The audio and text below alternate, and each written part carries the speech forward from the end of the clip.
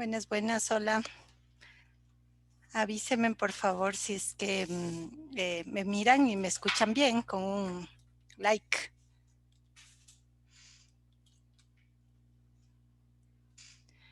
Chévere, muchas gracias. Mil disculpas, no sé qué le pasó a mi compu, la tuve que resetear, pero bueno, acá estamos. Entonces vamos a, a trabajar en modo auxiliar porque en este equipo no tengo todo lo que necesito, pero vamos a trabajar desde el aula virtual. Entonces, déjenme abrir acá también el aula virtual. Me tuve que cambiar de compu hasta mientras. Y como les decía, vamos a empezar el día de hoy revisando rápidamente las diapositivas que nos quedaron pendientes del tema anterior, eh, que son apenas unas 3 diapositivas, y enseguida entramos en el tema de esta semana, que es el capítulo 2 de la materia. Entonces me voy a poner acá en modo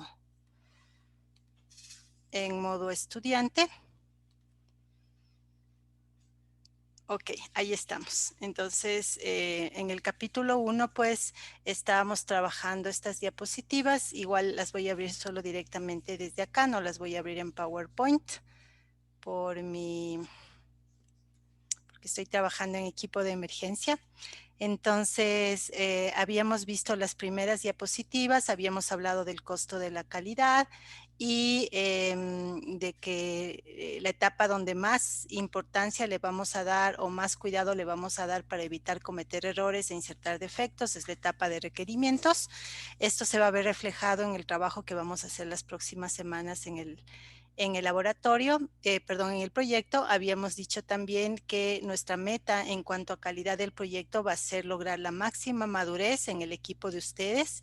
eh, y por lo tanto, y eso lo vamos a medir a través del porcentaje de retrabajo. Entonces les estaremos pasando como vimos en el taller, para los que estuvieron en el taller, David les estará pasando las plantillas necesarias para que ustedes puedan ir haciendo el registro de retrabajos.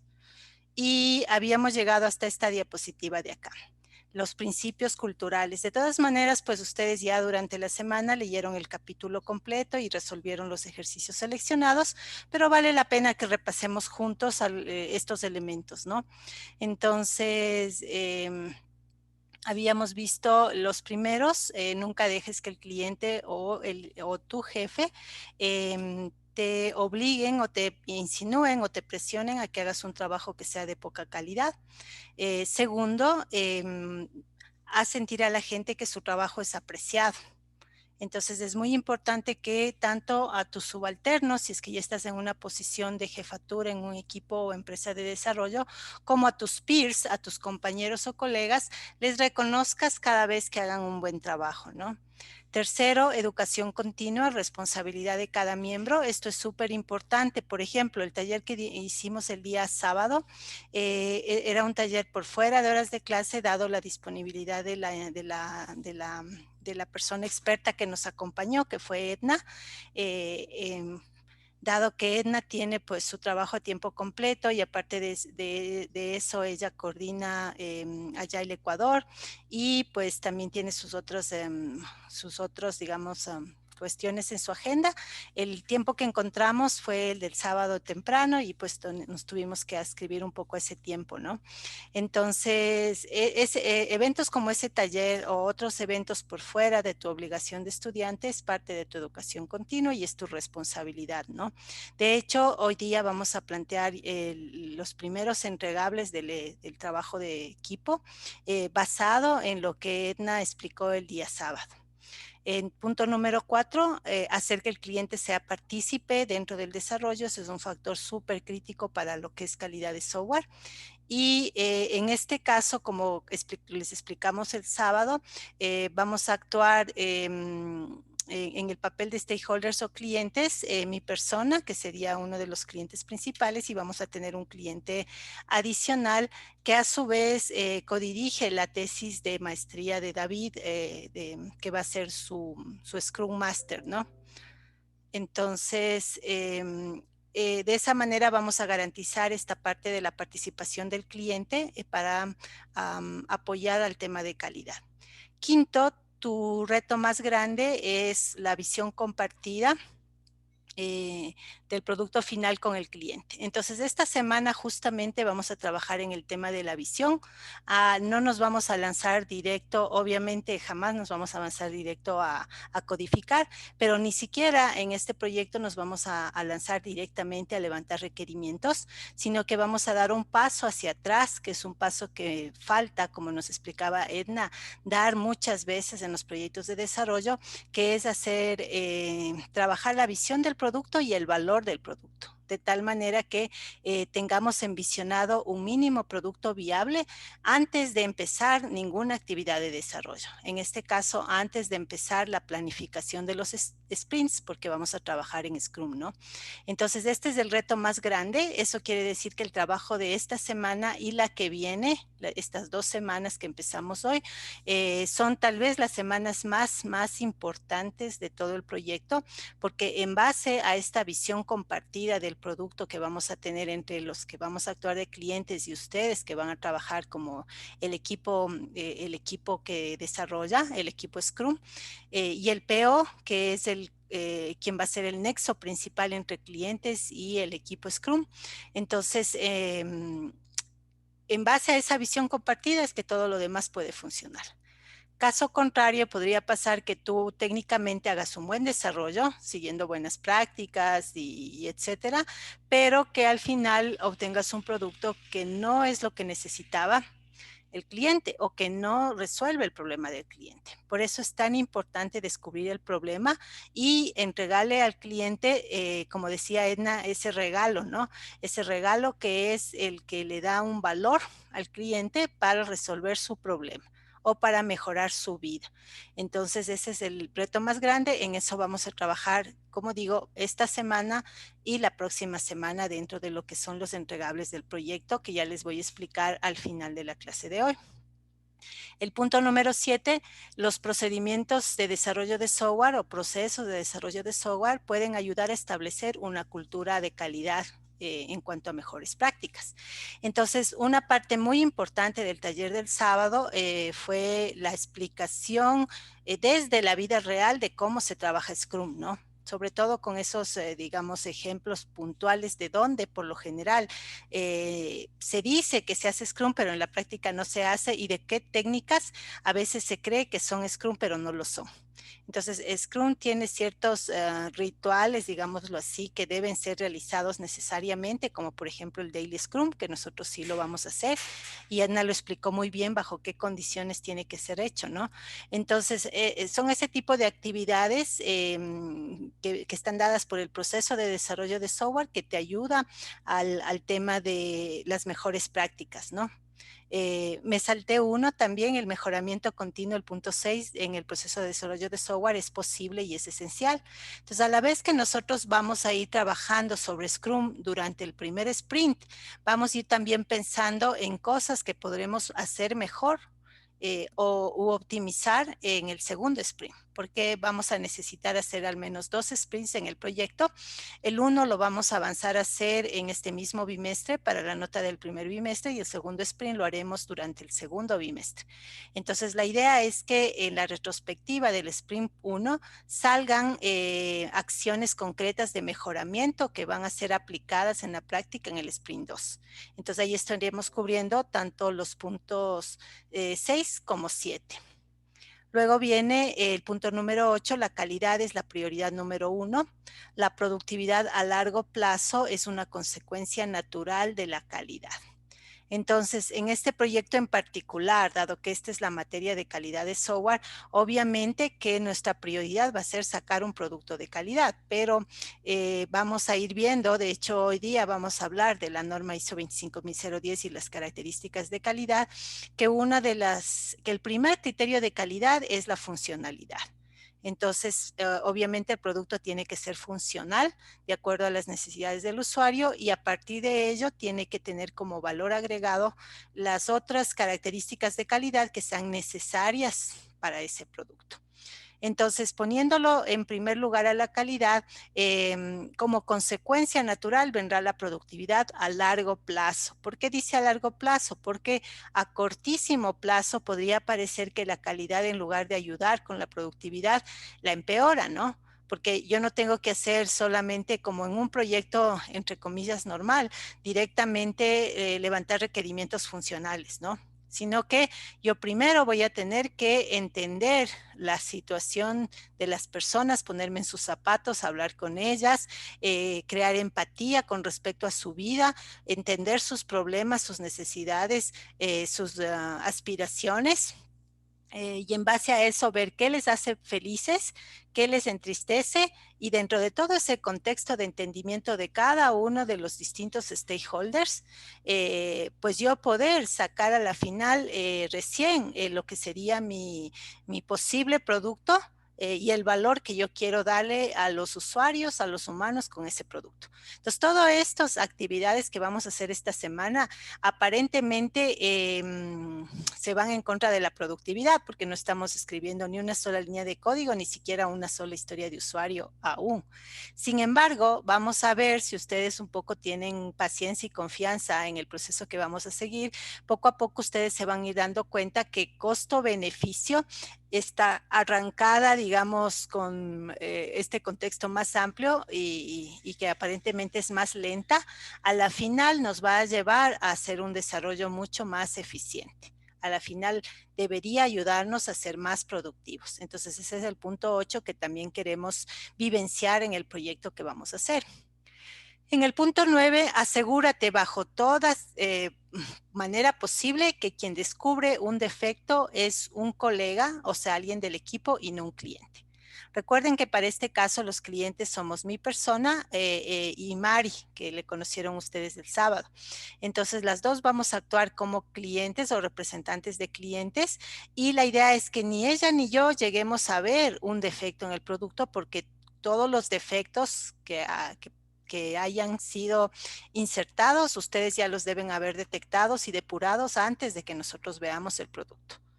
Y un poco más atrás, ustedes van a minimizar la cantidad de defectos que insertan el producto a través de hacer aseguramiento de calidad. Entonces, esa es un poco la idea, y la premisa es, bajo ningún concepto dejes que un cliente sea el que te señale un defecto en el producto.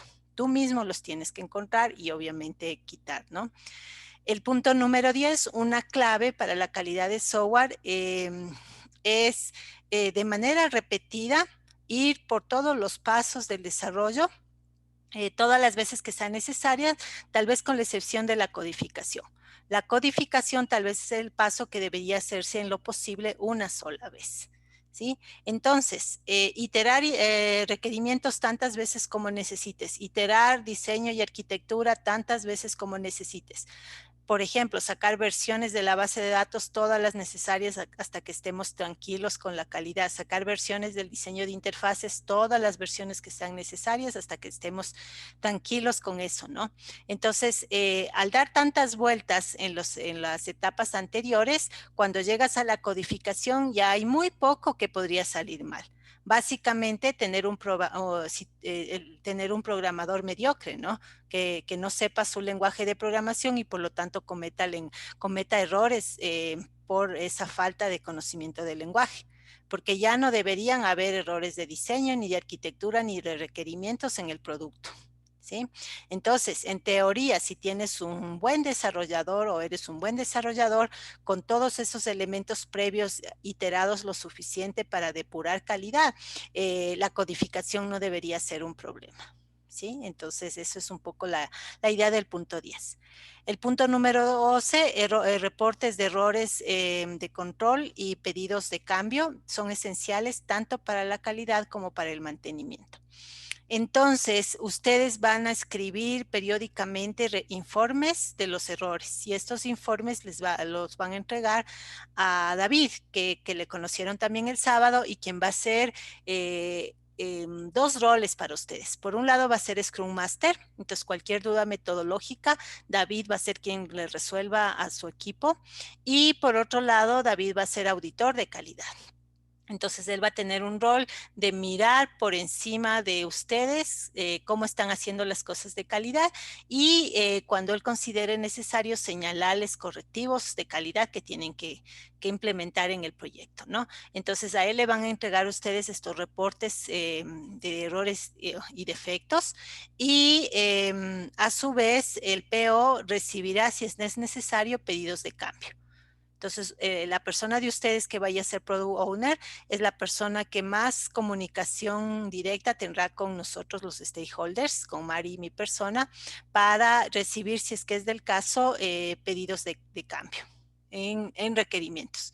Ahora, los pedidos de cambio también pueden ser internos, ¿no? Entonces puede ser que cuando estén haciendo diseño, ustedes mismos necesitan autoponerse un pedido de cambio de requerimientos si se dan cuenta de que algo tiene que ser modificado, ¿no? Entonces, manejar estos reportes y estos pedidos de cambio de una manera formal ayuda a mejorar la calidad y va a facilitar muchísimo el mantenimiento del producto para versiones futuras. En el caso de ustedes, para el segundo sprint que vamos a hacer en el segundo bimestre, porque ustedes mismos van a convertirse en mantenedores de su versión 1, que ya debe ser, tal como nos explicó Edna y tal como está en el enfoque agilista, debe ser una versión totalmente funcional, en el sentido de que le debe servir en la práctica a los usuarios para los que vamos a trabajar.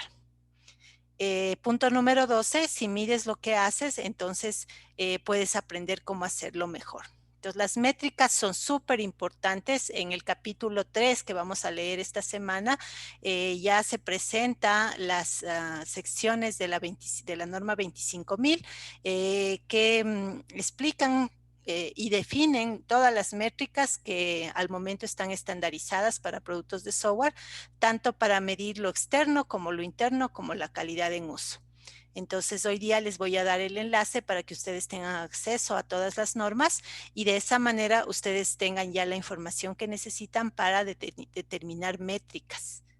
Y por lo tanto poder hacer posteriormente la evaluación de productos de software y también poder ir midiendo la calidad de tu producto conforme lo vas desarrollando para temas de aseguramiento de calidad. Punto número 13. Haz lo que te parezca razonable, no te bases nunca en los dogmas. Entonces, un dogma sería algo que tú aceptas sin condicionamiento y sin confirmación propia. ¿Sí? Entonces, por ejemplo, en ciertas religiones se trabaja mucho desde el dogmatismo, ¿no? Entonces se te pide que por fe aceptes una cosa sin necesidad de que te la prueben, sin necesidad de que te la expliquen o sin que tú puedas opinar al respecto, ¿no? También, por ejemplo, en situaciones de ideologías extremas, por ejemplo, el islamismo extremo, también te meten dogmas en la cabeza, ¿no? Como que, por ejemplo, es válido sacrificar tu vida por un ideal político y entonces te autoinmolas, ¿no? Y matas un montón de gente, aparte de ti mismo, por cumplir un dogma. Entonces, eso como ejemplos de lo que es un dogma, ¿no? Algo que tú simplemente aceptas sin ningún tipo de razonamiento. En ingeniería de software no vamos a hacer eso. En ingeniería de software ustedes van a trabajar con aquellas técnicas que sean razonables, razonadas y en la práctica que les funcione. Entonces, no vas a hacer una actividad porque el proceso dice sin entender para qué sirve, ¿no? Por ejemplo, cuando nosotros usábamos más modelos prescriptivos y dentro de ellos por un buen tiempo fue muy, digamos, utilizado el proceso RUP, el Regional Unified Process. Ahí RUP te decía que para el diseño uses UML. Y UML, como ustedes saben, tiene un buen conjunto de diagramas de diseño, ¿no? Son exactamente 8 tipos distintos de diagramas UML. Y entonces, si tú lo aplicabas dogmáticamente, podrías llegar a pensar que para hacer un proyecto basado en RUP, tenías que utilizar todos los 8 diagramas y hacer los 8 diagramas de todas las cosas. Y eso es dogmático y eso no tiene sentido. En la práctica, el UML como notación está ahí para que tú lo utilices cuando te sea necesario y cuando te sirva, no de una manera irracional. Entonces, ese es el punto número 13. Ahora, nosotros en el proyecto, como este es un proyecto académico, vamos a ir guiándoles a ustedes en las actividades que hay que hacer. Sin embargo, siempre vamos a estar pues abiertos directamente a través de David, que es el Scrum Master de ustedes, a conversarlo, a razonarlo, a negociarlo si es del caso, si podemos llegar a darnos cuenta que para el producto que queremos construir no es necesario un determinado artefacto, pues se lo puede dejar de hacer, ¿no? Esa es la idea del punto número 13, eso ayudará también a hacer más eficiente el proceso como tal. El punto número 14, no puedes cambiar todo al mismo tiempo, identifica cambios que te darán la mayor cantidad de beneficio y empieza a aplicarlos lo más pronto posible. El siguiente lunes, dice ahí, ¿no? Como quien dice, para el primer día laborable de la próxima semana, ahí voy a empezar. Pero podrías empezar mañana mismo a primera hora o podrías empezar desde este mismo minuto, ¿no? Entonces la cuestión es aplicarlo lo más pronto posible, pero no tratar de abarcar todos los cosas que podrías mejorar, sino una sola cosa cada vez o muy pocas cosas a la vez, como estamos haciendo en el proyecto interno, perdón, personal, ¿no? Hay muchísimas cosas que todos nosotros podríamos querer mejorar en nuestras vidas, pero no las podemos mejorar todas a la vez. Entonces, priorizamos, escogemos una o unas pocas que sean factibles y por ahí nos lanzamos a implementarlas y ver los beneficios lo más pronto posible. Entonces, estos son los 14 puntos que nos presenta el aporte con respecto a lo que sería la cultura de la calidad en la ingeniería de software. Tómenlos en cuenta todos en el proyecto de curso y también en su vida laboral futura. Dos láminas más que tenemos que ver, este es muy importante, habla de las dimensiones de un proyecto de software. Entonces, en la teoría que plantea Wiggers desde el siglo pasado y que todavía tiene vigencia y actualidad, las 5 principales dimensiones de todo proyecto son las 5 puntas que ustedes ven aquí en este diagrama de telaraña. Los features del producto, es decir, la funcionalidad, el calendario, el tiempo que tienes disponible para el desarrollo, el staff, es decir, el personal del que dispones, no es lo mismo hacer un desarrollo con 2 programadores que hacerlo con 6 programadores, no es lo mismo hacerlo con 3 personas que tienen experiencia en programación que con 3 personas que nunca que han aprendido a programar, pero nunca han participado aún en proyectos de desarrollo reales. Todas esas son temas de staff, ¿no? Esa es una dimensión súper importante. En nuestro equipo ya está definido que tenemos que ser 4. De esos 4, uno va a especializarse en el rol de PO y los otros 3 en el rol de Scrum Team. El Scrum Team en realidad no es desarrollador, hace de todo.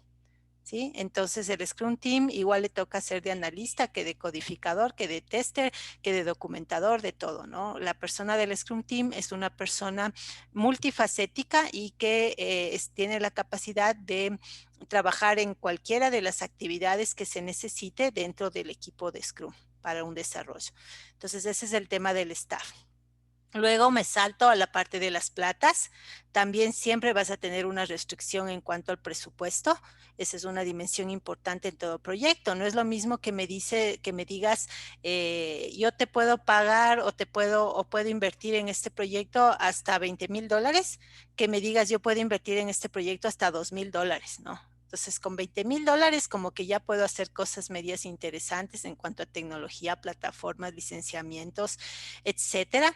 Pero con $2,000 como que te tengo que decir, ¿sabes qué? O sea, imposible, ¿no? Solo te puedo hacer un Hello World con $2,000 o algo así. Entonces, el costo es una dimensión importante y, por supuesto, la estrella de nuestro curso, la calidad.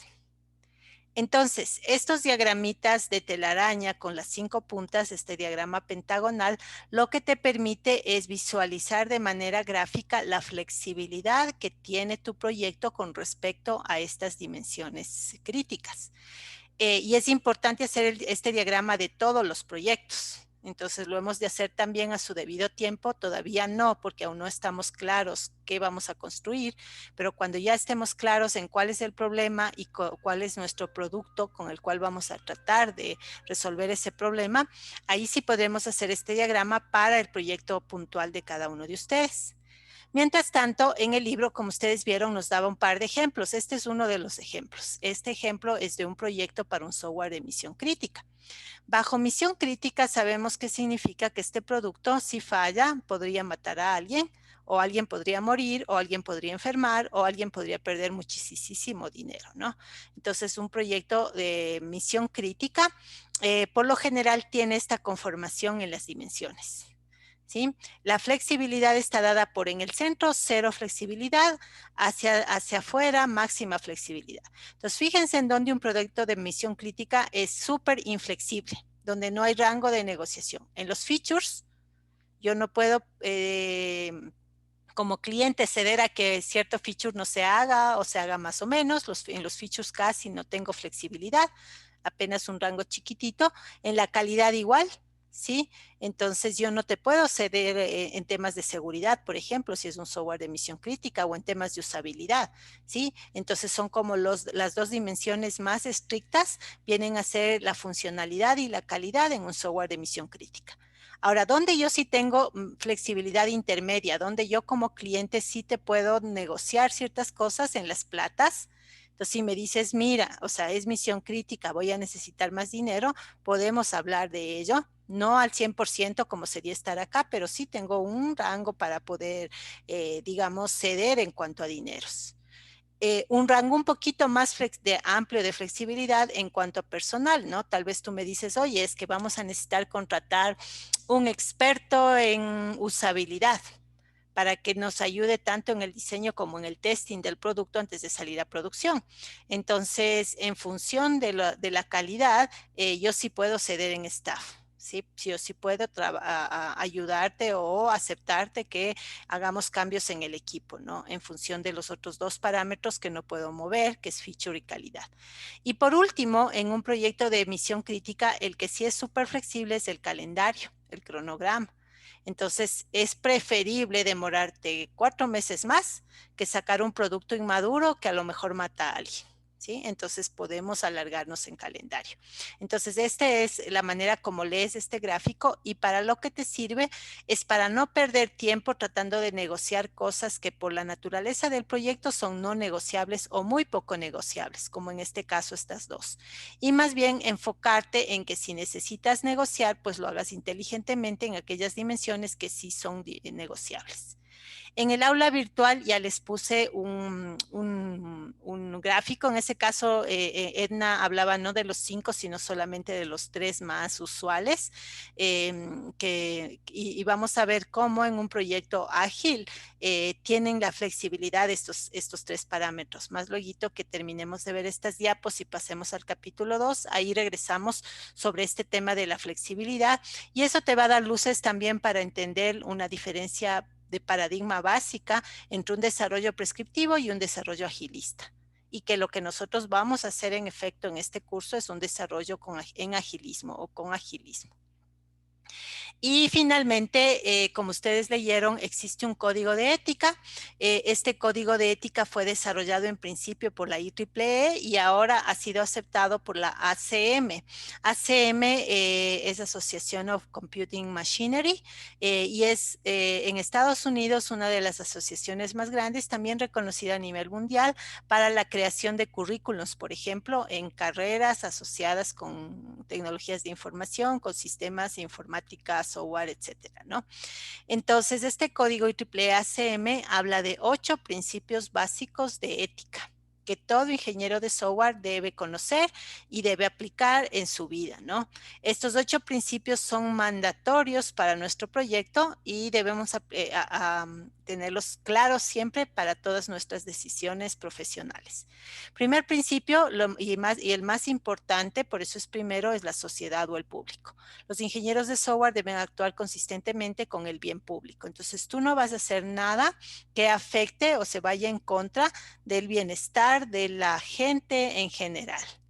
incluso por encima del cliente y empleador, que es el punto 2. Fíjate que dice aquí, el ingeniero de software actuará de tal manera que sea del mejor interés de su cliente y de su empleador, siempre y cuando, pero, sea consistente con el interés público.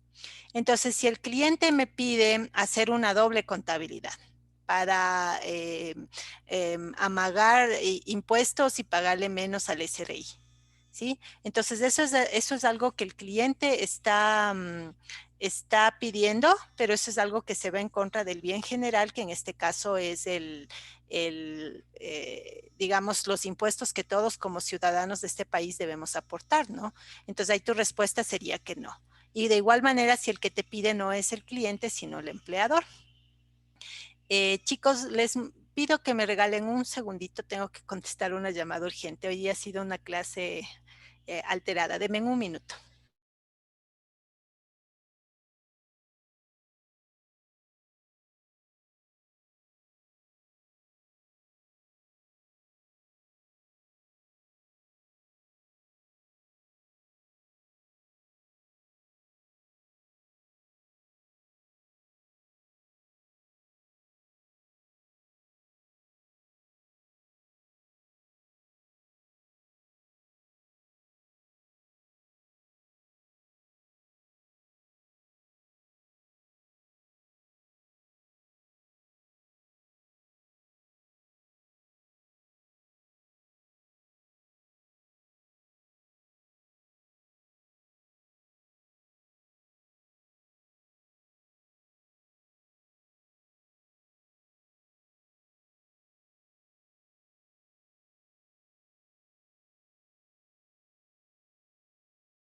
Aló, aló.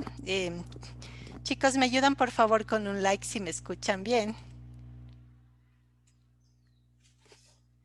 Sí o sí, gracias. Gracias Benjamín y Cristian y todos. Mil disculpas, como digo, esta clase ha sido una clase de interrupciones. Esperemos que esa haya sido la última. Pero todo bien. Entonces, sí, cumplir con lo que los clientes y jefes nos piden siempre y cuando no se vaya en contra del bienestar público. Tercero, en tercer lugar está el producto. Obviamente debemos asegurarnos que nuestro producto cumple con los estándares más altos de calidad. Cuarto punto, el tema del juicio. El ingeniero de software debe mantener integridad e independencia en sus juicios o juzgamientos profesionales. Entonces, cuando tú tengas que dar una postura, tomar una posición con respecto a algún tema, hazlo siempre de una manera íntegra e independiente, ¿no? Podría ser, por ejemplo, un tema de definir el nivel de seguridad que tiene que tener un aplicativo. Entonces tú da tu opinión técnica tal como debe ser, sin dejarte, digamos, presionar por nadie de qué es lo que deberías decir o qué es lo que deberías decidir. Entonces, esos son temas de juicio, el punto número 4. En gestión, en el caso de que tú estés en una posición de jefatura, jefe de desarrolladores, jefe del proyecto, gerente de la empresa, etcétera. En ese caso, tú debes promover este enfoque ético en todas las personas que están a tu cargo, en todas las acciones y decisiones de gestión que tomes, ¿no? Tanto cuando estás en desarrollo como cuando estás en mantenimiento. En el primer sprint del proyecto vamos a estar en desarrollo y en el segundo sprint vamos a estar en mantenimiento porque la versión del primer sprint, el primer release va a estar ya deployada. Es decir, ya los usuarios finales en teoría van a estar haciendo uso de ese producto versión 1. Por lo tanto, ya vas a tener mantenimiento de esa versión 1 más el sprint 2 para aumentar features de acuerdo a la pila de producto, ¿no? Y de acuerdo a tu planificación de sprints. Entonces, apliquen en los dos estadios, tanto en desarrollo como en mantenimiento. El punto número 6, la profesión. Es responsabilidad de todos nosotros estar siempre pendientes de mantener la buena reputación de nuestra profesión y para ello, pues el punto número 1 es lo básico, siempre en función del interés público y luego todos los otros puntos, ¿no? Entonces, todos somos responsables de la reputación que tenemos como ingenieros de sistemas de software en el Ecuador, por ejemplo.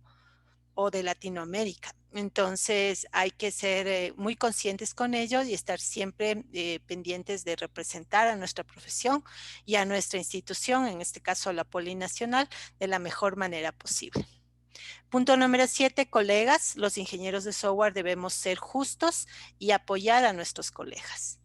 Aquí les invito a que ustedes piensen en cualquier colega, los compañeros que están en este mismo curso, los compañeros de cursos superiores que nos llevan un poquito de ventaja en cuanto a mercado laboral, o los compañeros que están detrás nuestro y que algún rato serán también profesionales. Todos seremos colegas y con todas esas personas tenemos que actuar de manera justa y tenemos que apoyar. Entonces, les decía que la invitación es a considerar a todas estas otras personas no como competencia, sino como posibles aliados estratégicos, como personas con las cuales podemos buscar colaboraciones. Entonces eso te va a funcionar mucho mejor que pensar que vives en un mundo competitivo donde tienes que ser mejor que los otros, donde tienes que ganarles a los otros y donde quién sabe te da ganas de por fines de lograr esa ganancia sobre los otros, pues aprovecharte de ellos, ¿no? O ser injusto con ellos.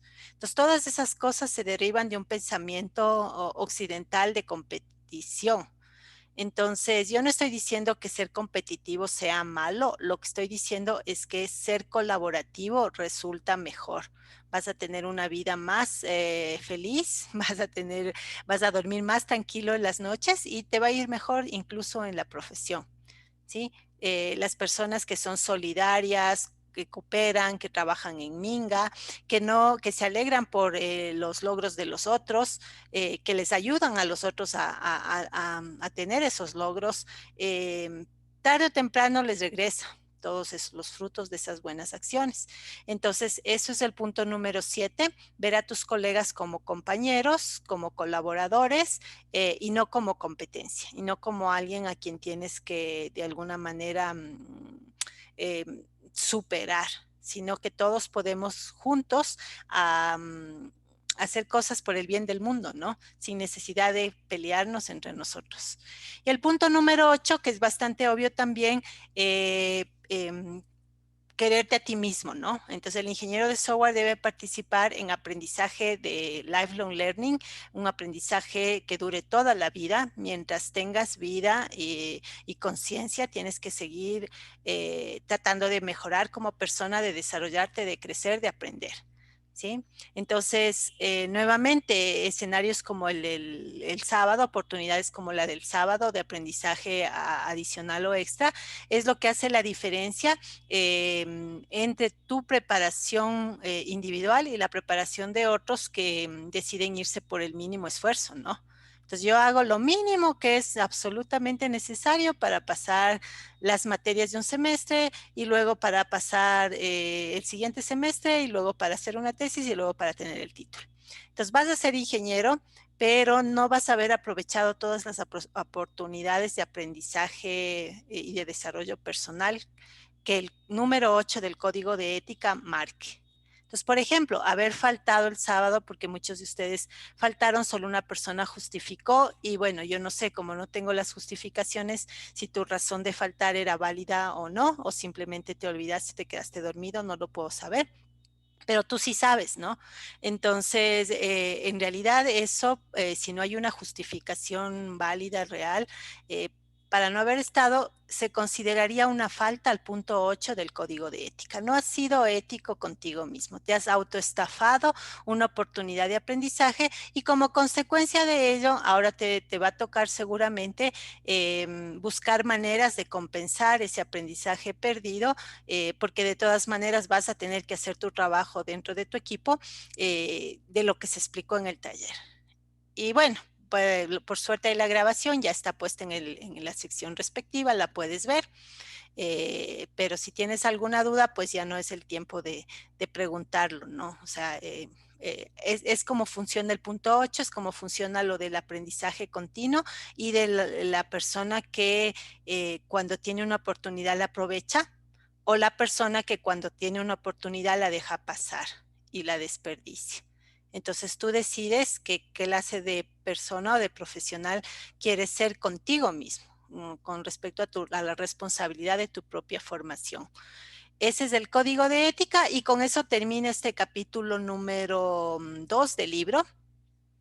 Y estos dos primeros capítulos van ya para el examen bimestral. El examen va por lo general no sobre todo el libro, sino sobre las diapositivas, porque yo sé que es bastante material y no sería razonable pedirles que se vuelvan a revisar todo para el examen, pero sí tomen en cuenta lo que está en las diapositivas, que es como los resúmenes más importantes, más los ejercicios que hemos resuelto, ¿no? Entonces, los ejercicios seleccionados también son material de examen, sea directamente el ejercicio tal como está planteado en el libro, o ejercicios muy similares que pueden ser resueltos de la misma manera que resolvieron los del libro. Voy a hacer aquí un stop entonces para preguntarles si con respecto a estos primeros dos capítulos del texto hay alguna duda o si tienen alguna pregunta o inquietud en general, con gusto les escucho.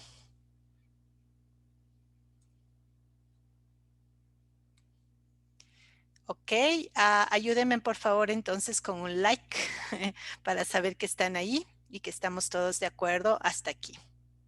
Muchas gracias, chicos. Eh, Chévere. Entonces, vamos a pasar al capítulo número 3 del texto, que a su vez es el capítulo número 2 de nuestro sílabo. En este capítulo número 2 del sílabo nos vamos a quedar un buen tiempo. De hecho, el capítulo 3 del texto es bien importante y es extenso. Por lo tanto, lo vamos a dividir en 2 semanas. Entonces, hoy día vamos a ver esta semana vamos a ver en diapositivas y a leer la primera parte del capítulo, y la próxima semana, de igual manera, veremos las diapositivas y leeremos la segunda parte del capítulo.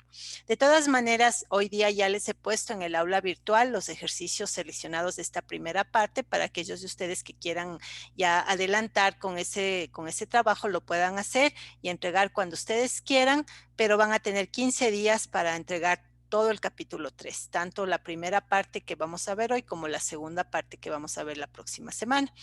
Entonces, eso porque también esta semana nos vamos a priorizar el trabajo de proyecto. Entonces, bueno, manos a la obra, por lo tanto, con esta primera parte del capítulo 3. Igual, por temas de mis problemas técnicos de hardware, voy a accesar solamente a los PDFs que los tienen aquí ustedes en el capítulo 2. Entonces vamos en orden. Este capítulo se llama Calidad del Producto de Software. Y es el capítulo donde aprendemos la norma 25.000, que justamente explica cuál es el modelo de calidad que se debe utilizar para evaluar un producto de software. Entonces, primero y antes de olvidarme, les había puesto el diagramita que les comenté hace un rato sobre la diferencia entre trabajar un proyecto de desarrollo con un enfoque prescriptivo tradicional y trabajarlo con agilismo, ¿no? Me gustó mucho esta diapositiva, es una de las que explicó Edna en el taller, porque resume muy bien la diferencia entre las dos cosas, ¿no? Entonces, fíjense en el lado izquierdo de la diapositiva estaría el paradigma tradicional, sin decir que es malo, simplemente es diferente del paradigma ágil, que es el que nosotros vamos a utilizar. Y de hecho tiene su mundo de aplicación, ¿no? Hay espacios y problemas que es mejor resolverlos de manera prescriptiva. Sin embargo, problemas como el que vamos a plantear en nuestro proyecto es más inteligente resolverlos de manera ágil. Y ahorita pues está de moda el agilismo, pero vamos a ver que la tendencia es a un modelo híbrido. Es decir, un modelo que partiendo de los principios del agilismo aplica ciertos temas prescriptivos para que los productos sean más solventes. Eso es un poco la tendencia general en el mercado. Sin embargo, para simplificar las cosas, si tú estuvieras trabajando en un modo estrictamente prescriptivo, es como que tú estás haciendo un producto que le entregas en caja negra al cliente después de que terminas todo el desarrollo, ¿no? Por eso aquí está todas las fases del desarrollo y aquí está el producto en caja. Y en ese sentido, hablando de la flexibilidad, como les decía, en vez de los 5 que vimos en el texto del aporte, en esta propuesta que Edna nos explicaba, solamente trata el alcance, el costo y el tiempo. Y en el centro la calidad. Entonces, cuando trabajas en cascada, el alcance es fijo. Como el alcance es fijo, lo que se juega y se estima y se puede cambiar es los costos y los tiempos. Entonces yo digo, esto es lo que sé que es mi alcance, estoy completamente segura del alcance, conozco el alcance, mi cliente conoce el alcance, lo cual es en muchos de los casos irreal. Como ustedes saben, los clientes a veces no nos cuentan todo o no saben qué mismo es lo que quieren, ¿no? Pero asumiendo que el alcance pueda ser fijado, entonces donde tienes rangos de flexibilidad es en los tiempos y en las platas que debes tratar de estimar bien. En el caso de nuestro proyecto, ese no es el caso, porque en nuestro caso tenemos el tiempo fijo, tenemos que trabajar 2 iteraciones, una en este bimestre, otra en el segundo bimestre, entonces no podemos estirarnos más. Porque pues no hay más tiempo, el calendario académico es el que es. En costes también está fijo, ustedes van a recibir puntaje por este proyecto y tampoco se está sujeto a negociación, o sea, no es que vamos a tal vez podamos negociarlo en beneficio de ustedes, es decir, que yo les dé más puntos si vemos que en realidad han invertido mucho tiempo en el proyecto, pero por lo demás, estos dos factores están prácticamente fijos. Por lo tanto, el que está en veremos es el alcance y de eso justamente se trata estas primeras 2 semanas. Entonces, en esta primera semana vamos a sondear qué es lo que necesitan nuestros usuarios para, según eso, plantear cuál podría ser un posible producto. Y con esa definición que ustedes van a hacer esta semana, la próxima semana vamos a tomar una decisión y esa decisión ya va a ser ya qué es lo que cuál va a ser esa decisión va a ser ya la visión del producto y tener claro el valor que ese producto va a tener para el cliente. Aquí están las iteraciones ágiles. Cada una de estas iteraciones para nosotros no van a ser cascadas. Aquí está un modelo ágil con mini cascadas. En realidad para nosotros va a ser sprints de Scrum. Y de cada sprint sale un regalo, entendiéndose como regalo, a diferencia de la caja, algo que el cliente puede usar en la vida real como parte del problema o la expectativa que él tiene del problema a resolver. Entonces, en el primer sprint le entregaremos un regalo medianito y en el segundo sprint un regalo más grandecito. Ya no tendremos chance de un tercer sprint, excepto para los que se vayan a supletorio, donde ya le entregaremos un regalote, ¿no? Por cierto, espero que nadie vaya a supletorio, pero si es así, pues una de las cosas para supletorio es un tercer sprint del proyecto. Y ya no será en equipo, sino individual, ¿no? Porque ya pues no sé cuántas personas quieran estar en supletorio, espero que nadie. Aquí tenemos a Edna y el taller para que lo puedan revisar. Seguro lo van a necesitar para hacer el trabajo de esta semana. Entonces, bueno, volviendo entonces a los temas, aquí está el resumen de las diapositivas, unos 2 enlaces que les va a servir de apoyo para complementar lo que está en el libro del aporte en el capítulo 3 con respecto a la norma 25.000 y un enlace donde ustedes pueden descargarse todos los documentos de la norma. Por ahora, el estudio de la norma 25.000 lo vamos a hacer teórico, pero en el segundo bimestre lo vamos a aplicar en la práctica, en el proyecto, porque primero necesitamos ir definiendo y construyendo la primera parte del proyecto, que es la visión y el valor del producto, para luego poder aplicar ya los temas de definición de requerimientos de calidad que vamos a ver la próxima semana. Entonces, bueno, voy a abrir estas diapositivas para mostrarles el resumen de lo que ustedes tienen que leer en estos 15 días, ¿no? La parte 1. Si pueden, mejor les recomiendo lean esta parte esta semana para que no se les acumule. En todo caso, este capítulo completo tiene estos objetivos. Primero, que tú puedas describir de manera histórica los conceptos que tienen que ver con modelos de calidad de software. Entonces ahí vamos a ver que hay dos modelos, bueno, un modelo y una norma importante previa a la 25.000, que es el modelo de McCall y es una norma previa también que antecede al tema de modelo de calidad, que ya le vamos a ver en un momento. Luego, segundo punto, entender las características y subcaracterísticas de calidad, tal como lo establece la norma 25010, que ustedes se pueden descargar en versión completa del enlace que está en el aula virtual. Siguiente, usar los conceptos para especificar los requerimientos de calidad de software de un producto de software. Entonces, este punto 3 es el primero que vamos a aplicar en el proyecto. No esta semana, probablemente la siguiente semana o dentro de 3 semanas. Eso vamos a ver cómo nos va con el calendario, ¿no? Pero vamos necesariamente a definir los requerimientos de calidad o no funcionales del producto basándonos o utilizando como guía la 25010, tal como nos explica el aporte en la segunda parte de este capítulo. Luego, explicar las interacciones positivas y negativas que existen entre las características de calidad de un producto de software, tal como establece la norma. De eso vamos a hablar el día de hoy y al menos uno de los ejercicios propuestos trabaja sobre este tema de las interacciones. Básicamente, la interacción positiva y negativa significa que hay criterios de calidad que a su vez aportan a que otro criterio de calidad también se fortalezca o que son contrarios. Cuando aumentas un criterio, disminuyes otro. Por ejemplo, si yo quiero aumentar las seguridades de un producto de software, es muy probable que me toque quitarle rendimiento, que baje el tiempo de respuesta, porque estoy metiendo más capas de lógica de seguridad y eso va a implicar disminución de tiempo de respuesta. Entonces, podríamos decir que dos criterios contrapuestos típicos son la seguridad versus la eficiencia.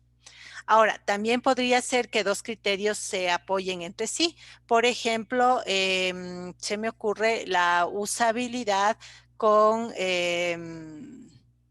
la mantenibilidad, por decir algo, ¿no? Entonces, mientras más usable es un producto de software, por lo general va a ser más mantenible.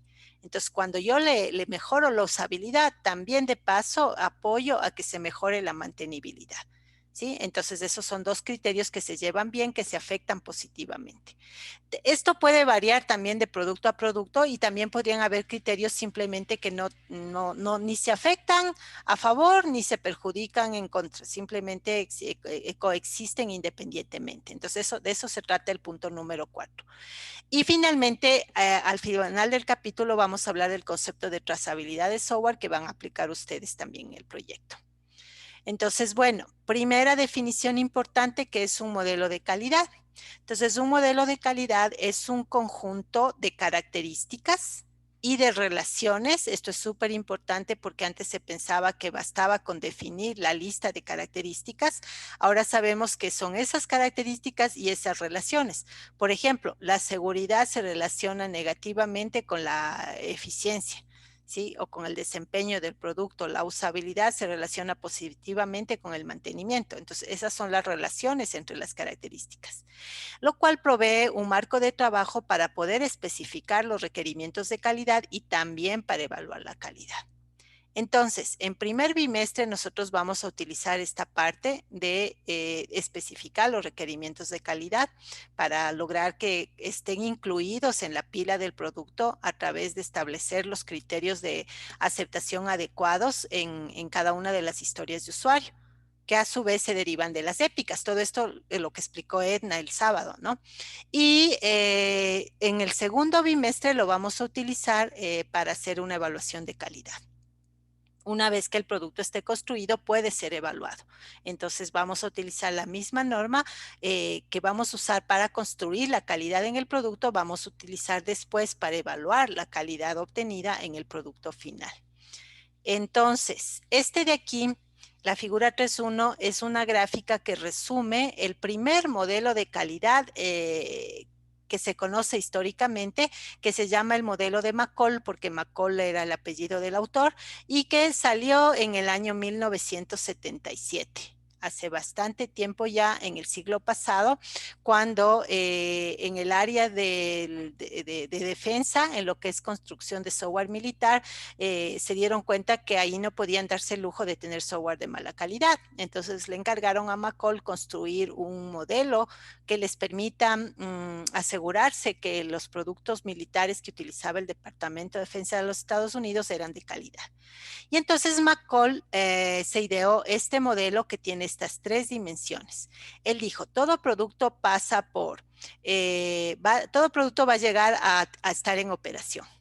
Pero antes de estar en operación, el producto pasa por una fase de transición y antes de ir a la transición hacia la operación, el producto debe ser revisado o probado, como lo llamamos ahora. Entonces, él estableció estas tres etapas, digámoslo así, y en cada una de estas etapas él marcó criterios de calidad que deben ser cubiertos, ¿no? En revisión del producto, él dijo, se debe revisar que el producto sea mantenible, sea flexible y sea fácil o factible de probar, de stability. En la etapa de transición, ya para llevar el producto con miras a llevarlo a operación, en esa etapa de cambio o transición, se debe ver que el producto sea portable, que el producto sea reusable y que sea interoperable. Y finalmente, en operación, el producto tiene que cumplir, dijo McCall, las siguientes características de calidad. Debe ser correcto, debe ser confiable, debe ser usable o fácil de usar, debe ser íntegro y debe ser eficiente. Y esos son los criterios que McCall estableció, en total 11 factores de calidad dentro de cada una de estas tres perspectivas.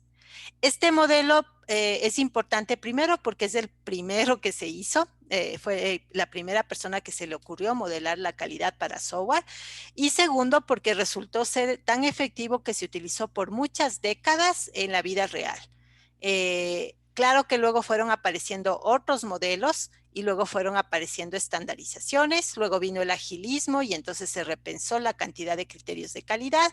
Todo eso fue pasando durante los 80s, los 90s, la primera década de este siglo, y finalmente aterrizamos al año 2015, donde se publica la primera versión del modelo 25000, que es el que nosotros vamos a utilizar.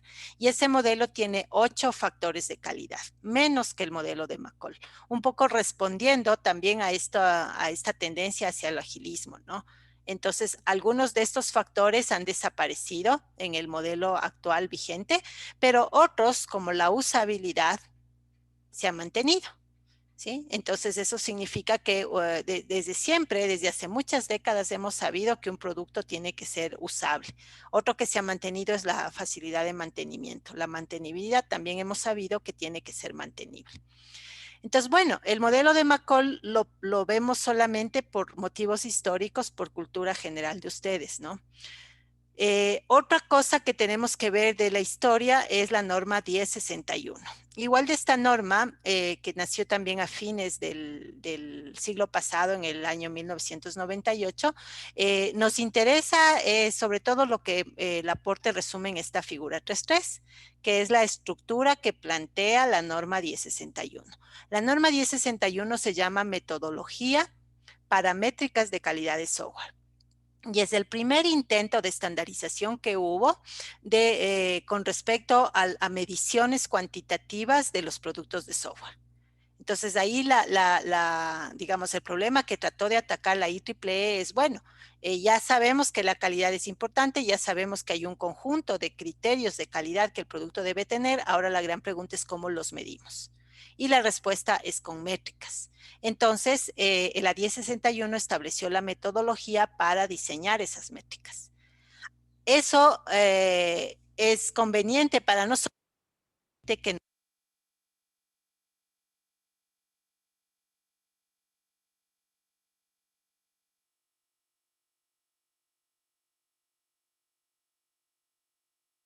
todo producto de software tiene que responder a ciertos factores de calidad. Le puedes llamar factor de calidad, le puedes llamar criterio de calidad, le puedes llamar característica de calidad, le puedes llamar requerimiento no funcional. Todos esos nombres son más o menos sinónimos. ¿Sí? Aquí no vamos a entrar en minuciosidades porque esta es una clase introductoria,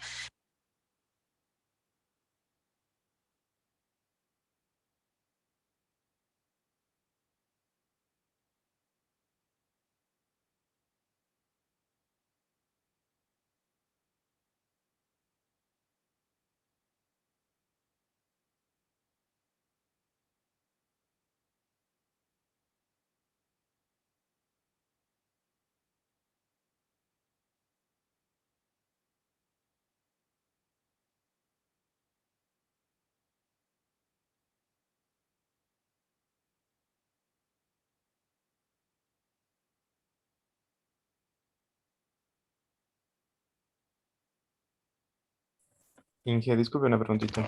No sé si es que soy solo yo, pero no escucho el audio de usted. Sí, a mí también igual. Aló, ¿ahí me escuchan? Ahí sí, Inge. Ya, Gracias. sí, sigo teniendo problemas, pero ya sé qué pasa ahorita. Em, ¿Hasta qué parte me lograron escuchar, chicos?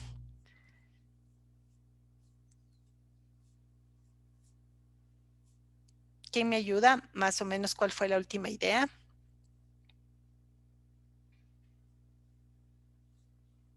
Aló, aló,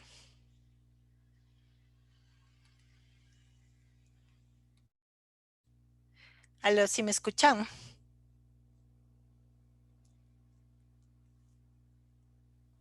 Ahí sí se lo escuché. Gracias. ¿Hasta qué parte, Sebas, más o menos fue la última idea? Para retomar desde ahí. Usted estaba presentando algo, no recuerdo. Muéstrame qué estaba presentando, dije, porque no recuerdo Era completo. la norma del modelo de métricas, esta. Ya, y ahí estábamos viendo, si no estoy mal, a ver, el factor. Factores y subfactores. Sí, ajá. Estaba Ya. empezando a tocar ese tema de ahí. Ok, entonces retomo desde ahí. Entonces, lo que les decía es que es muy sencillo porque solo hay dos niveles, factores y subfactores. E incluso en algunos modelos solo hay factores, como en este caso, no habría subfactor para este factor. Les doy un ejemplo. En la 25010 un factor es la usabilidad y dentro de la usabilidad hay 8 subfactores, uno de los cuales es la accesibilidad.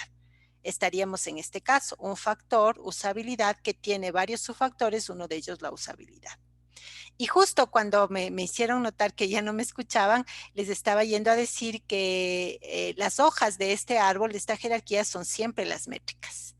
Entonces, para que esto sirva, para que esto funcione en la práctica para nosotros ingenieros, tenemos que llegar a valores cuantificables que son las métricas. Entonces, todo su factor tiene que tener al menos una métrica o varias. Y si es que no hay subfactores directamente, el factor debe tener una métrica. Y eso es todo lo que dice esta norma 1061. Entonces, con eso en mente voy a avanzar un par de diapos más porque quiero, antes de terminar la clase, tenemos que hablar sobre el proyecto y los entregables de esta semana, pero voy a avanzar un par de ideas más. Entonces, primera idea, esta diapositiva no es sacada del libro del aporte, sino de la norma 25.000. Tenemos un nivel más que tenemos que agregar. Hemos hablado ya de lo que es nivel interno y nivel externo. El tercer nivel que no hemos hablado todavía es el nivel de calidad en uso. Este es cuando ya podemos tener mediciones de parte de los usuarios finales. Entonces, yendo en orden, las mediciones de nivel de calidad interna son mediciones que nosotros podemos hacer desde la perspectiva técnica. Por ejemplo, el nivel de herencia en el modelo de clases. ¿Sí? Entonces tú vas al modelo de clases o al código y haces reingeniería y ves que ahí tienes hasta 3 niveles de herencia, se me ocurre. Eso es una métrica de mantenibilidad del producto a nivel de calidad interna. ¿Sí? Ahora, un nivel un poquito más arriba es las métricas de calidad externa. Entonces, la calidad externa es también del producto como tal, pero ya no desde la perspectiva técnica, sino desde el lado del cliente. Entonces, ¿cómo puedo yo medir el mantenimiento desde el lado del cliente? Por ejemplo, puedo ver, yo qué sé, la facilidad que se tiene para entender las funcionalidades que deben ser modificadas. Entonces, sigue siendo una métrica de mantenimiento, pero ya no es desde una perspectiva tan de bajo nivel, tan interna, sino desde una perspectiva más hacia el lado del usuario. Pero seguimos midiendo nosotros. Por eso sigue siendo calidad de producto y sigue siendo verificación, ¿sí? El tercer nivel ya no es verificación, es validación. El único que tiene derecho a validar el producto es el cliente o usuario, no nosotros como los ingenieros o los técnicos. Y entonces aquí lo que vas a medir es la calidad en uso. Entonces yo, usuario, te digo lo que yo pienso, obviamente en una medición con respecto al producto. Por ejemplo, si me da problemas de, se me ocurre, si me da problemas de salud, estar usando tu pantalla por los colores o por el tamaño de letra. Entonces ese es un criterio que yo establezco de la calidad en uso del producto. ¿Sí? Entonces esos son los 3 niveles que tenemos que tomar en cuenta. Cuando hagamos levantamiento de los requerimientos de calidad, vamos a tratar de cubrir estos 3 niveles, tanto los que necesitaría el cliente desde la perspectiva de uso, como los que nosotros podemos medir al producto, pero desde la perspectiva externa, o sea, desde el lado de los ojos del cliente, aunque medimos nosotros, o aquellos que solo nosotros podemos entender, como la complejidad ciclomática del código, que es una de las cosas que vamos a aprender a medir. De hecho, hay un laboratorio donde vamos a hacer eso a este nivel. Esa es la una cosa. Y la segunda, bueno, aquí hay una explicación que está en el libro de la diferencia entre la una y la otra, justamente con un ejemplo de mantenimiento, ¿no? La puse aquí para que esté más fácil de acceso para cuando estudien para el examen. Y la otra es este ejemplito, y hasta ahí nos vamos a quedar hoy en la parte de la teoría. Entonces, ¿qué hemos visto hasta ahora? Pues que hay modelos de calidad, como por ejemplo el 25000 que vamos a estudiar en este capítulo, que el modelo de calidad se compone de n características, que cada característica se compone de n subcaracterísticas y que al final, para poder medir todo esto, tienen que haber métricas. Si es que una característica no tiene subcaracterísticas, como es el caso de esta que estoy señalando, las métricas miden directamente la característica. ¿Sí? Eso en cuanto a lo que establece la metodología para crear métricas para software, ¿no? Ahora veamos un ejemplo. Digamos que en lo que yo me enfoco de los 3 niveles es en la calidad externa. Recuerden que hay calidad interna, externa y en uso. Entonces me enfoco en la calidad externa. Entonces voy al modelo y veo las características, escojo una, la eficiencia. Entonces me voy al modelo y veo dentro de la eficiencia las subcaracterísticas, vamos a escoger uno, el comportamiento en el tiempo. Entonces el estándar ya me define qué es el comportamiento en el tiempo, la capacidad del producto de software para dar una respuesta apropiada en un tiempo de procesamiento específico, ¿no? Por ejemplo, esta consulta se va a demorar máximo 5 milisegundos en desplegarse, por decir algo, o este cálculo se va a demorar máximo 20 milisegundos en realizarse. Eso es comportamiento en el tiempo, que es una subcaracterística de eficiencia. Ahora, vamos a las métricas. Entonces, fíjate que la métrica específica que nos plantea en este caso se llama tiempo de respuesta y me va a determinar la ejecución, y lo que yo hago es tomar 2 mediciones. El tiempo de respuesta del sistema, le resto el tiempo que le tomó la tarea al usuario y la diferencia me va a dar el tiempo de respuesta como tal. Entonces, por ejemplo, digamos que lo que tenía que hacer era la matrícula en línea de tu semestre, ¿sí? Entonces, y desde que tú le das clic a me voy a matricular en línea hasta que ya sales matriculándote en línea, te toma, por decirte algo, 5 minutos. Pero luego, midiendo el tiempo que te tomó a ti como humano hacer tus tareas humanas, resulta que de esos 5 minutos, 4 minutos con 40 segundos te tardaste tú en temas de digitar y leer. ¿Sí? Entonces, si restas las dos cosas, los 5 minutos pero menos los 4 minutos con 40 segundos, tienes que el tiempo real de ejecución que tomó al software hacer esta tarea de matricularte en línea fue 20 segundos. ¿Sí? Entonces, esa es un poco la idea de esta fórmula. Las fórmulas por lo general son sencillas, son restas, son divisiones, son sumas. O sea, matemáticamente hablando, las fórmulas no son un problema de calcular. El problema está en las mediciones de las variables, en este caso medir A y medir B. Eso es lo que más nos va a demorar y eso lo vamos a hacer cuando hagamos control de calidad del producto terminado. Eso no lo vamos a hacer durante el desarrollo, sino después, en temas de control de calidad. Entonces, bueno, nos vamos a quedar ahí porque la siguiente diapositiva ya es ver el modelo como tal, que es este, donde están las 8 que les hablaba, pero eso lo vamos a dejar para la próxima clase. Vamos entonces, en este tiempo que nos queda, ahora sí a hablar seriamente del proyecto. Entonces, les voy a compartir nuevamente el aula. en donde pues todos estos enlaces y el resto de diapos las vamos a ver con tranquilidad la próxima semana. Como les decía, los ejercicios del capítulo 3, parte 1, también, si desean, ya los pueden ir avanzando, leyéndose la parte inicial, o la fecha de terminación o de entrega final es el 28 de junio, es decir, de hoy en 15, por lo tanto, ahí tampoco hay apuro, pero pues ya puedes ir como es, organizando tu trabajo en función de esa fecha. Y esto sí, estos son los dos elementos del proyecto que son de entrega obligatoria para la próxima semana, 21 de junio, día de Inti Raymi, por cierto, a las 9 de la mañana. Entonces, el primero es uno que debo confesar, se me olvidó abrirles la semana pasada y cuando me di cuenta pues ya era muy tarde y era injusto abrirles, pero es muy sencillo, que es la definición del proyecto y que ya les he pedido desde hace rato que ustedes estén listos, solamente ahorita necesitaremos formalizar subiendo un documento. Y la especificación es la siguiente: seleccionar los integrantes del grupo, 4 estudiantes por equipo, uno será Product Owner y el resto será Scrum Team, eso ya lo sabíamos. Segundo, definir un nombre para el equipo, un logo y un lema. Esto es importante porque los equipos que vamos a constituir son como simulaciones de emprendimientos. Entonces, en teoría, tu equipo sería la empresa que ustedes están creando ahora por primera vez en este equipo de 4 personas. Entonces, le van a poner un nombre de marketing, le van a poner un logo para su imagen institucional y un lema que ojalá tenga que ver con la calidad o con software como tal, ¿no? Y entonces el PO, el de ustedes que sea PO, sube un archivo con este nombre, con esa información: cómo se llama el equipo, cuál es el logo, cuál es el lema y los nombres, tanto del PO como del resto del equipo.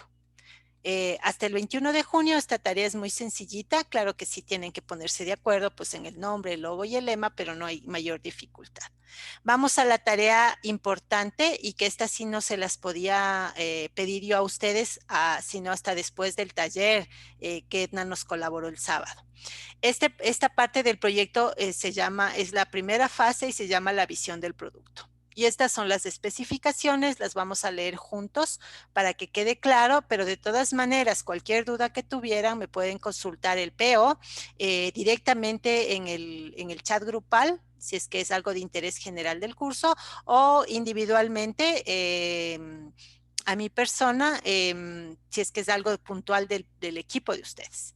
Entonces, primera especificación, el PO. En esta primera parte actúa muchísimo el PO porque estamos empezando con el proyecto. Ya después entra más en acción el resto del equipo como interacción. Sin embargo, como trabajo, vamos a ver que todos obviamente tienen que trabajar por igual. Entonces, el PO va a crear un espacio del proyecto en este lugar que se llama Mural, que es una herramienta gratuita. Bueno, te puedes abrir una cuenta gratuitamente para trabajo colaborativo, ¿no? Entonces, toda esta primera parte la vamos a entregar desde Mural. Y entonces, una vez que crea el mural del proyecto, a darle acceso a todos los miembros del equipo y a las siguientes 3 personas: a David, que va a ser su Scrum Master; a Mari, que va a ser el Stakeholder A; y mi persona, que voy a ser el Stakeholder B. Y ahí les dejo los correos que necesitan para enviarnos la invitación. Entonces, el primer paso, sencillísimo, ¿no? El PO crea se loguea, crea el proyecto, crea el mural y nos manda a todos la invitación. Paso número 2, este es el paso más largo tal vez, y que es indispensable para poder hacer el paso número 3, porque es el insumo de información. Entonces, el producto a desarrollar debe resolver un problema real de la comunidad del EPN. Entonces, primera restricción, debe ser un problema de la comunidad de EPN. No vamos a resolver cosas para otros clientes, para otros usuarios, para otros espacios. Es un problema de nuestra comunidad de EPN. Eso va a ser más fácil porque es algo que nosotros conocemos y vivimos, ¿no? Entonces, con el objetivo de identificar un problema real, es decir, ahorita yo no voy a imponer un problema, ni ustedes tampoco van a arbitrariamente escoger un problema. El problema lo vamos a identificar de la vida real. Y una vez que identifiquemos un problema real, vamos a definir la visión de un producto que resuelve ese problema. Ahora, ustedes en realidad van a llegar a identificar probablemente no uno, sino varios problemas. Entonces, de esos varios problemas escogerán uno y de ese un problema escogerán o definirán una visión de un producto que puede ayudar. El producto que propone el equipo para resolver ese problema que ha sido identificado entre varios problemas que existen, porque obviamente en nuestra comunidad hay muchos problemas, ¿no? Entonces, ¿cómo vamos a hacer este sondeo de problemas? Pues con entrevistas. Entonces, es obligatorio que el equipo de ustedes entreviste a los 3 grandes estamentos que tenemos en la Poli, que son profesores, estudiantes y personal administrativo. De hecho, debería yo empezar por estudiantes porque en estudiantes tenemos como 10,000 personas, mientras que en profesores tenemos como 400 y en personal administrativo, en profesores como 450 y en personal administrativo como 400 personas. Entonces, obviamente, los estudiantes son la mayoría. Entonces, por eso también la proporcionalidad. Deben entrevistar mínimo un profesor. Si pueden más, mejor. Y quien lo va a entrevistar al profesor que ustedes ubiquen es el PO. Luego, deben entrevistar un total de 2 estudiantes por equipo. En total. Eso quiere decir que necesito que cada uno de los integrantes del equipo entreviste como mínimo a 3 compañeros, que no sean de este curso, tienen que ser de otros cursos, de otros semestres, de otras carreras, pueden ser estudiantes de tecnología, de posgrado, de doctorado o también de ingenierías, pero no necesariamente de sistemas, o sea, estudiantes en general de la Poli, ¿no? 3 cada uno de ustedes, que sumado daría 12. ¿Sí? Todos van a entrevistar al menos 3 compañeros estudiantes. Y también hay que entrevistar al personal administrativo o trabajadores. Ahí podría ser secretarias, podría ser personal que trabaja en las direcciones administrativas, compañeros que trabajan con contrato en los laboratorios, etcétera, ¿no? Es decir, personas que tienen sueldo de la Poli, pero no son profesores. Esos son personal administrativo o trabajadores. Y mínimo hay que entrevistar a uno de ellos y el que debe entrevistarlos es el PO. Y les he puesto aquí las preguntas para las entrevistas, para que las entrevistas no sean así sueltas y no nos desviemos, ¿no? Tienen que ser entrevistas muy cortas para que no te tome mucho tiempo cada entrevista, ¿no? Entonces, aquí está lo que les van a preguntar en cuanto a demografía, en cuanto a su rol, qué actividades más usuales o más importantes realiza como profesor o como estudiante o como administrativo, qué necesidades tiene para cumplir su rol, qué obstáculos afronta más usuales o importantes, qué recursos requiere, qué apoyo necesita, eso al profesor, eso al estudiante, eso al administrativo.